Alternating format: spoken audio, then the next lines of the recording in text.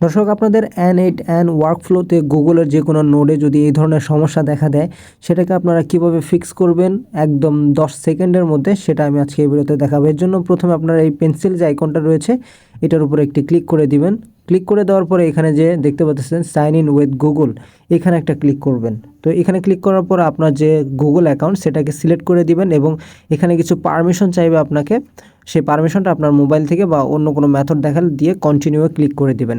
দেওয়ার সঙ্গে সঙ্গে এখানে সবগুলো সিলেক্ট অল দিয়ে নিচে দেখবেন কন্টিনিউর একটি বাটন, সেখানে ক্লিক করে দেওয়ার পরে এখানে এরকম একটি উইন্ডো আসবে, কেটে দিবেন। কেটে দেওয়ার পরে আমরা এটাকে সাকসেসফুলি কানেক্ট হয়ে গেছে। এখন এটাকে যদি আমরা পুনরায় এক্সিকিউট দিই, আশা করি আমাদের সমস্যাটা সমাধান হয়ে যাবে। দেখতে পাচ্ছেন এখানে কিন্তু এক্সিকিউট হয়ে গেছে।